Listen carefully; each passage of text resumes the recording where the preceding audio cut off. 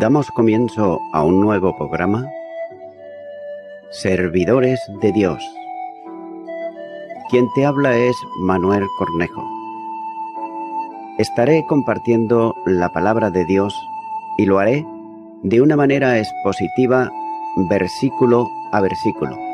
Y en esta ocasión será en la primera carta a los Corintios, capítulo 12 y versículo 10, donde dice: a otro el hacer milagros, a otro profecía, a otro discernimiento de espíritus, a otro diversos géneros de lenguas y a otro interpretación de lenguas. Comienza diciendo este versículo: a otro el hacer milagros. Note que el Espíritu concede a algunos este don de hacer milagros, y se trata de operaciones de poder que Cristo hizo también en los días de su ministerio. Para el ministerio del don sirve lo dicho antes para el de sanidad. No eran sanidades milagrosas, sino la operación de hacer prodigios y señales. Los hechos portentosos que hizo Jesús llevaban a los hombres que observaban aquellos milagros a entender que verdaderamente Él era el Mesías, el Hijo de Dios, enviado al mundo. Y luego de su muerte, los judíos proclamaban que no había resucitado, sino que fue sacado de la tumba por los discípulos. Sin embargo, los cristianos, actuando en el nombre del Señor, como ocurría con las sanidades, producían hechos portentosos semejantes a los que Cristo había hecho. Por los prodigios hechos por Jesús, como fue la primera señal recogida por Juan en su Evangelio, donde dice que manifestó su gloria y sus discípulos creyeron en él. Juan capítulo 2 y versículo 11. El portento hecho por Jesús no tenía como propósito principal resolver el problema que se había producido, sino manifestar su gloria. Y por esa misma razón, cuando está a punto de concluir su escrito del Evangelio, dice Juan que hizo además Jesús muchas otras señales en presencia de sus discípulos, las cuales no están escritas en este libro, pero estas se han escrito para que creáis que Jesús es el Cristo, el Hijo de Dios, y para que creyendo tengáis vida en su nombre. Juan capítulo 20 y los versículos 30 y 31. Ascendido el Señor, los apóstoles y algunos otros creyentes hicieron también milagros que sirvieron también para apoyarlos en las señales que testificaban juntamente con el mensaje de la realidad de la resurrección de Jesús y lo presentaban como el único Salvador. Hechos de los Apóstoles capítulo 14 y versículo 3 dice: por tanto, se detuvieron allí mucho tiempo, hablando con denuedo, confiados en el Señor, el cual daba testimonio a la palabra de su gracia, concediendo que se hiciesen por las manos de ellos señales y prodigios. Por otro lado, las señales y prodigios ponían de manifiesto quiénes eran verdaderamente apóstoles. Cuando dice que las señales del apóstol han sido hechas entre vosotros en toda paciencia por señales, prodigios y milagros. Segunda de Corintios capítulo 12 y versículo 12. Es evidente que según el relato bíblico, ninguno de los apóstoles hizo algún milagro relacionado con la naturaleza, como fueron muchos de los hechos por Jesús. Las manifestaciones del poder según el Nuevo Testamento tenían que ver especialmente con personas, de manera que los apóstoles echaron fuera demonios, como había hecho Jesús y como también le había concedido a ellos en el tiempo de su ministerio. El Evangelio de Lucas capítulo 9 y versículo 1 dice: Habiendo reunido a sus 12 apóstoles, le dio poder y autoridad sobre todos los demonios y para sanar enfermedades. También Felipe y Esteban manifestaron haber sido dotados con este don. Hechos de los Apóstoles capítulo 6 versículo 8 dice: y Esteban, lleno de gracia y de poder, hacía grandes prodigios y señales entre el pueblo. Y también este mismo libro de Hechos de los Apóstoles capítulo 8 y versículo 6 dice: y la gente unánime escuchaba atentamente las cosas que decía Felipe, oyendo y viendo las señales que hacía. Las manifestaciones de poder tuvieron más expresiones como producir ceguera en Elimas, como así dice Hechos de los Apóstoles capítulo 13 y versículo 11. También el de resucitar muertos, Hechos de los Apóstoles capítulo 9 y versículos 40 y 41. A lo largo de la historia humana, hay tiempos en que las señales y prodigios se manifestaron con mayor intensidad, como el tiempo de los jueces y de los profetas, como por ejemplo Elías y Eliseo, de Cristo de los apóstoles, y se anuncia otro que vendrá en el tiempo de la tribulación. Tengas en cuenta que en todos los periodos de la historia bíblica, las señales anuncian juicio.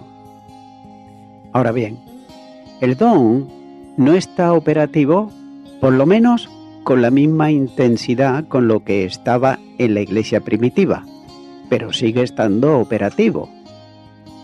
Si en alguna ocasión algo sobrehumano se produce, es necesario un correcto discernimiento de espíritus que ponga de manifiesto si ese portento ocurrió por la acción del Espíritu Santo o por los demonios.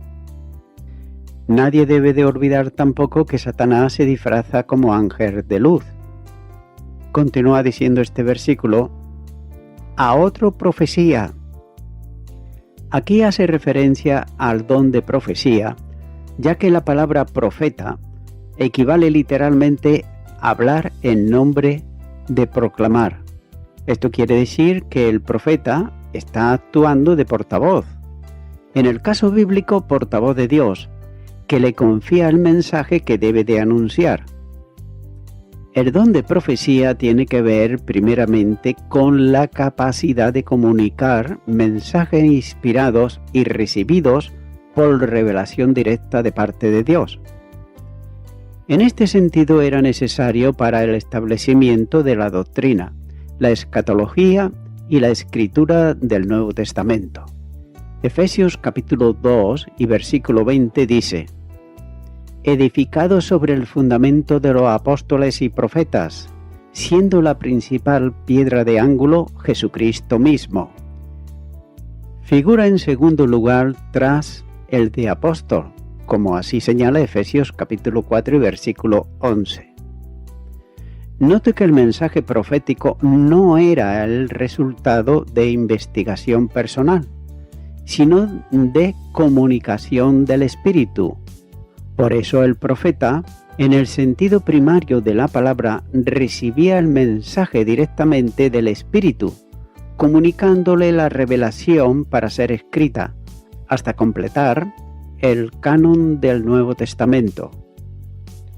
Y luego de esto, el don como revelación del ministerio divino o como manifestación de nuevas revelaciones inspiradas con el mismo valor de la palabra escrita no está vigente, ya que el mensaje por medio de los profetas fue inicialmente efectuado por transmisión oral de la revelación divina hasta el momento que tanto los apóstoles como también los profetas escriben las revelaciones y se completa el canon del Nuevo Testamento, como así señala Efesios capítulo 2 y versículo 20.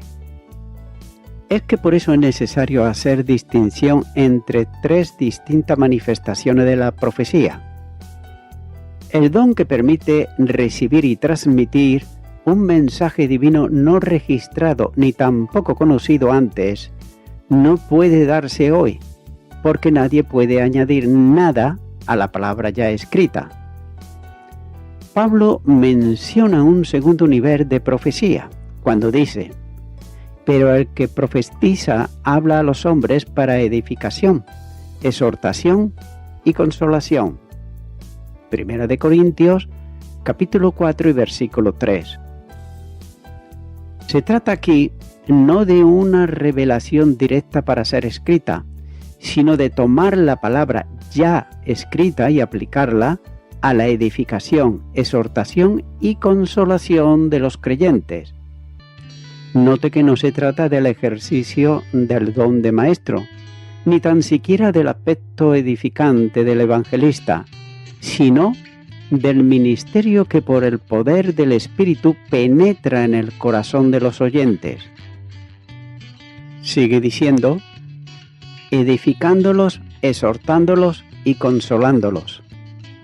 En cierta medida se refiere a un aspecto propio de los profetas, que no solo escribían revelación escatológica, sino que denunciaban los problemas personales y sociales del pueblo de Dios. El don de profecía en este segundo nivel, como edificación, exhortación y consolación, a la luz de datos eclesiales en los escritos del Nuevo Testamento, da la impresión de que junto al ministerio estaba el de maestro, versículo 28. Había ministerio profético de aliento y consolación, ejercido por quienes tenían el don de profecía.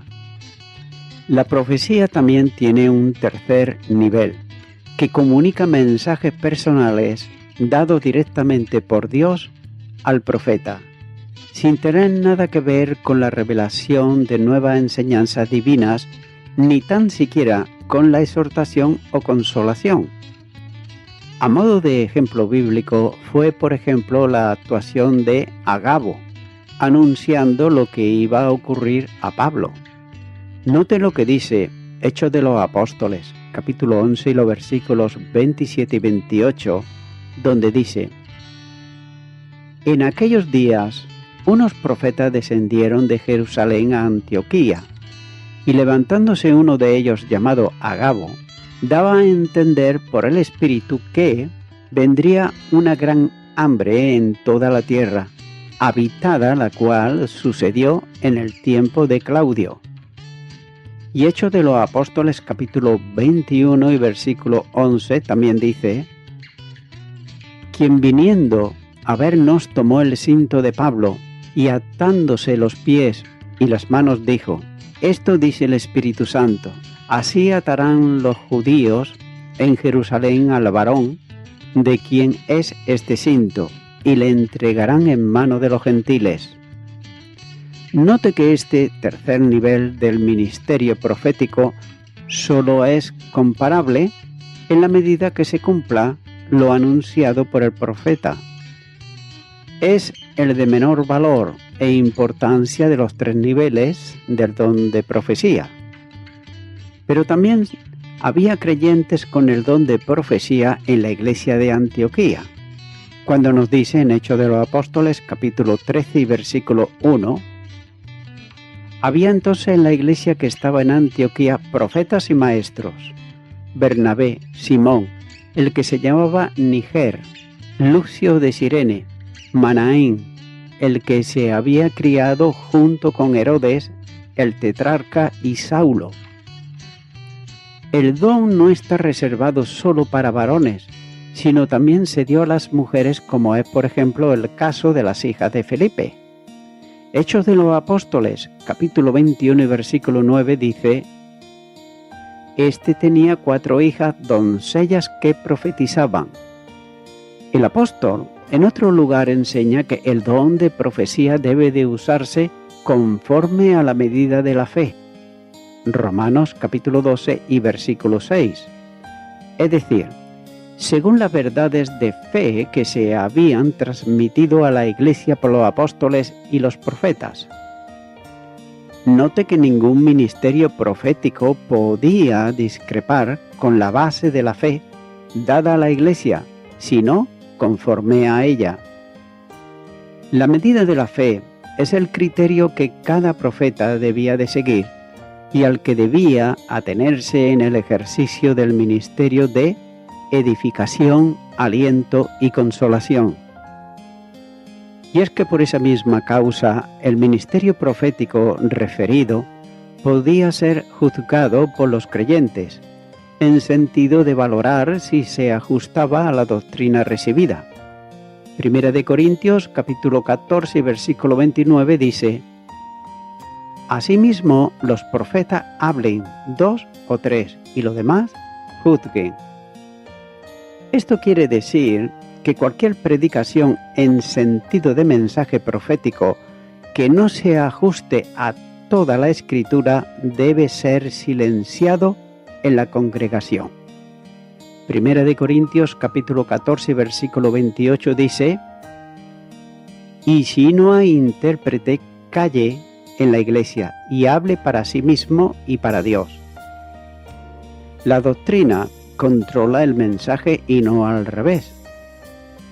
El aliento y la consolación solo son eficaces cuando descansan en la palabra y son concordantes también con ella. Continúa diciendo este versículo: a otro discernimiento de espíritus. El don de discernimiento de espíritus era de gran importancia en tiempos en que la revelación doctrinal se comunicaba en gran parte oralmente. Note que esta capacitación del Espíritu permite distinguir entre un profeta de Dios y un falso maestro. Corresponde esto a la prueba establecida por el apóstol Juan, cuando dice, en su primera carta de Juan, capítulo 4 y versículo 1, Amados, no creáis a todo espíritu, sino probar los espíritus si son de Dios, porque muchos falsos profetas han salido por el mundo. Debe de tenerse muy en cuenta que Satanás es mentiroso y padre de mentira. Juan capítulo 8 y versículo 44. Y lo es porque está falsificando sutilmente el mensaje de Dios para destruir su obra. Los que han recibido el don de discernimientos de espíritu tienen la capacidad de reconocer espíritus mentirosos. Es necesario reconocer que los mensajeros de Satanás introducen en la Iglesia y además proclaman parcialmente verdades bíblicas, a las que añaden el veneno de la corrupción. Es por eso que es bueno recordar que la mujer con espíritu diabólico en Filipo anunciaba una verdad, que Pablo y sus colaboradores eran siervos de Dios Altísimo y que anunciaban el camino de salvación. Hechos de los Apóstoles, capítulo 16 y versículos 16 y 17. Note que esta verdad tapaba el propósito diabólico para procurar destruir la obra de evangelización, ya que los demonios en la mujer y por medio de ella procuraban atraer la atención de las gentes hacia los creyentes, alejando en lo posible el mensaje que ellos predicaban. Sigue diciendo este versículo: a otros diversos géneros de lenguas. Ahora les recuerda el don de lenguas. Este asunto se tratará con más detalle en el comentario del capítulo 14, limitado aquí a una simple referencia al don en sí. De apreciarse nuevamente el cambio del adjetivo indefinido dativo cuando dice a otros, por el pronombre indefinido que en castellano tiene la misma traducción. Y como se dijo antes, no es una forma de escribir variando los términos para hacerla menos repetitiva, sino que el apóstol está introduciendo aquí un tercer grupo de dones. Si en el primer grupo el espíritu actuaba sobre las facultades de la inteligencia y en el segundo la acción era orientada a las fuerzas de la voluntad, en este tercero el espíritu actúa más directamente sobre el sentimiento del que lo ha recibido. En este grupo, el sentimiento o el sentido actúa separadamente de la inteligencia y de la voluntad, que están inactivas. El que habla en lenguas no habla a los hombres sino a Dios, pues nadie le entiende, aunque por el Espíritu habla misterios. 1 Corintios capítulo 14 versículo 2. El don de lenguas es la capacidad de hablar idiomas desconocidos. La palabra lengua equivale a lenguaje o idioma. Siempre que se utiliza hace referencia a algún idioma, hablando en algún lugar y que puede ser traducido por otra persona al idioma del auditorio.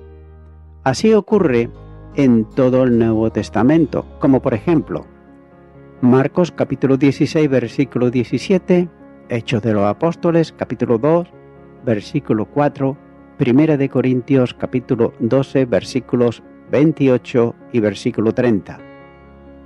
Nótese que este don no era dado para edificación de la Iglesia, sino como señal a los incrédulos, como señala el capítulo 14 y versículo 22. Ahora bien, hay denominaciones que dicen que esto fue para la Iglesia primitiva y por tanto esto ya pasó.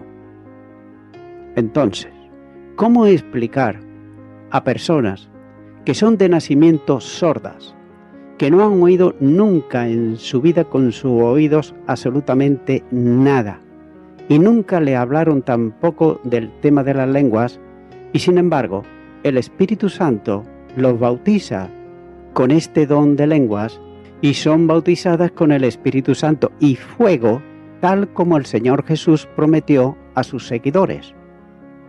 Mateo capítulo 3 versículo 11 dice: Yo a la verdad os bautizo en agua para arrepentimiento, pero el que viene tras mí, cuyo calzado yo no soy digno de llevar, es más poderoso que yo. Él os bautizará en Espíritu Santo y fuego. Evangelio de Lucas capítulo 3 versículo 16 dice: Respondió Juan diciendo a todos: Yo a la verdad os bautizo en agua, pero viene uno más poderoso que yo, de quien no soy digno de desatar la correa de su calzado. Él os bautizará en Espíritu Santo y fuego. Pero no solamente esto, sino que también ya en el Antiguo Testamento está profetizado, cuando dice en el libro de Isaías capítulo 28 y versículo 11: Porque en lengua de tartamudos y en extrañas lenguas hablaré a este pueblo. Y también debe de apreciarse, y es como que una persona recién convertida, es decir, de pocas semanas, es bautizada con el Espíritu Santo, ya que por otro lado, en ningún lugar de la Biblia dice que esto ya pasó, pero suelen decir los que no creen en el don de lenguas que las lenguas en la Biblia se manifestaban en los mensajes de advertencia de juicio y no de bendición, como sería en los tiempos de Babel, como nos habla en Génesis capítulo 11 y versículos 1 al 9. Pero debe de tenerse en cuenta que si se hace una exégesis de lo que está hablando de los dones espirituales, nada en absoluto tiene que ver con Babel, porque allí fue un desafío hecho a Dios y por eso vino el juicio. Pero aquí en el don de lenguas no hay ningún desafío, sino es todo lo contrario, que los que son bautizados en el Espíritu Santo alaban y adoran a Dios en otras lenguas. ¿Lo entendemos? Sigue diciendo este versículo: y a otra interpretación de lenguas. El último don mencionado en la lista es el de interpretación de lenguas. Nótese que no se trata de sonidos incomprensibles para el hombre, sino que pueden ser traducidos por quienes precisamente han recibido el don para así poderla interpretar. Note que Pablo no permitía hablar en lenguas en la iglesia salvo que hubiese un intérprete. En caso contrario, el que tenía el don de lenguas debía de callarse en la iglesia. Como así señala esta primera carta a los Corintios, capítulo 14, y los versículos 27 y 28, donde dice: si habla alguno en lengua extraña, sea esto por 2, o a lo más 3, y por turno, y uno interprete, y si no hay intérprete, calle en la iglesia, y hable para sí mismo y para Dios. El don de interpretación de lengua es idéntico al de hablar en lenguas, pero en sentido inverso. Note que desde el siglo III hasta estos tiempos modernos, la idea más expresada en relación con el don de lenguas es que fueron dados para la predicación del Evangelio en los diversos pueblos y, por tanto, con los diversos idiomas, sin que hubiera necesidad de aprenderlas. Este don debió de haber permitido una rápida extensión del mensaje del Evangelio. Ireneo, en el siglo II, escribe sobre el don de lenguas, considerándolo como un fenómeno existente aún en su tiempo. Sin embargo, no puntualiza claramente sobre su naturaleza. Escribe que ha entendido que en las reuniones de numerosos hermanos poseedores del don profético y de hablar toda clase de lenguas por el Espíritu, que se consideraban como idiomas, está también en el escrito, por ejemplo, de Crisóstomo, que dice: así uno hace oír su voz en la lengua de los persas, otro en la de los romanos, otro en la de los hindúes y otro en la de cualquier otra lengua. Sobre el correcto uso del don se considerará más adelante, ya que la actuación del Espíritu Santo en relación con los dones antes considerados permite entender que en los dos primeros el Espíritu actúa sobre la inteligencia de los que lo reciben, y en los 5 siguientes lo hace paralelamente a ella, y estos dos últimos separadamente. Y voy concluyendo con esto. Mucha gente cree que el don de lenguas murió con los apóstoles. Y curiosamente muchos de ellos definen el don de lenguas meramente como la habilidad de hablar en otros idiomas, para el propósito de esparcir el Evangelio en otros idiomas. Pero eso no ha cambiado ni un poco desde los días de los apóstoles. En lugar de eso, la Biblia claramente dice que el don de lengua es para la comunicación individual con Dios, no con el hombre. Primera de Corintios, capítulo 14, versículo 2. Ya que incluso en el día de Pentecostés, cuando los discípulos estaban hablando en lengua, ellos no estaban predicando a la multitud. Pedro lo hizo en el idioma griego, la cual era común para todos ellos.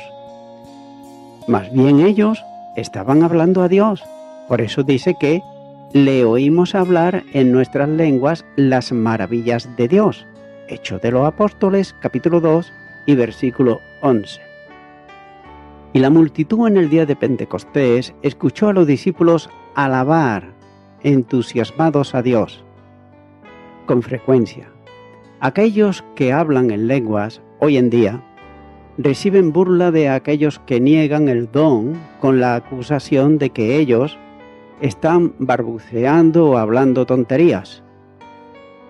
Y Hechos de los Apóstoles 2 es usado incorrectamente para apoyar esto, porque Hechos de los Apóstoles 2 nos dice que aquellos que hablaban en lengua ese día de Pentecostés estaban hablando idiomas inteligibles, entendibles por todos. Pero no nos dice que todos los 120 o más estaban hablando en lenguas que podían ser entendidas. Y no deberíamos de asumir que aquellos que no fueron inmediatamente entendidos por los que estaban ahí, estaban hablando tonterías o balbuceando, algo como se le refiere a las lenguas con burla, ya que ellos pudieron haber estado hablando a Dios en un lenguaje completamente desconocido, aunque humano. Por ejemplo, ¿cómo sonaría el lenguaje de los aztecas a los oídos romanos? O en un idioma completamente único dado por Dios y entendido por Él y solo por Él.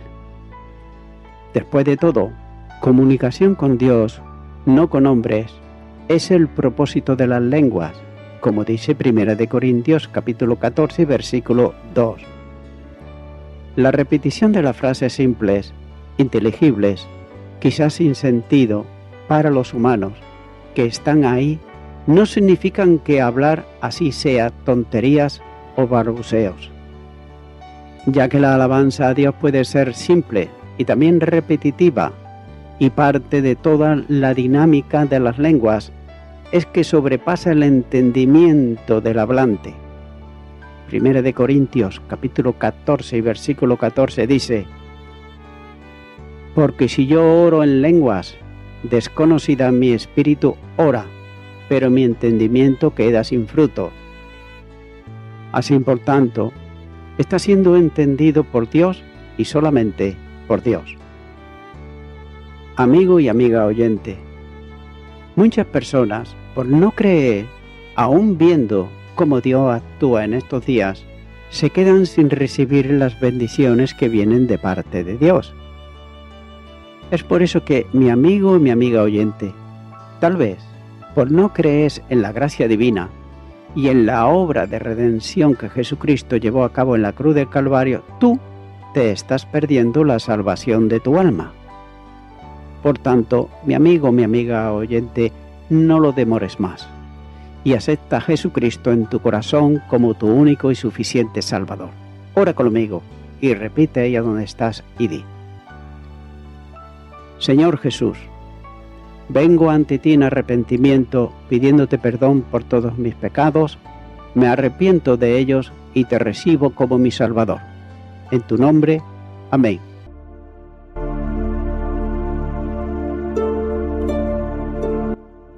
Amigo y amiga oyente, si tú has hecho esta oración de corazón, te recomiendo que comiences a orar a Dios, en primer lugar, en el nombre del Señor Jesucristo.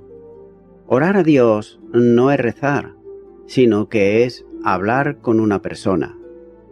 También te recomiendo que leas la palabra de Dios y lo hagas a diario. Comienza, por ejemplo, con el Nuevo Testamento. Y también, por último, te recomiendo que para que puedas crecer espiritualmente, te congregues en una iglesia cristiano-evangélica, donde se predique, se enseñe y se practique la sana doctrina y la palabra de Dios. Congrégate ahí y con el tiempo podrás crecer espiritualmente y también servir al Señor Jesucristo. Que Dios te bendiga. Y a toda la audiencia, nuevamente ya me estoy despidiendo de todos ustedes y será hasta el próximo programa. Que Dios os bendiga a todos.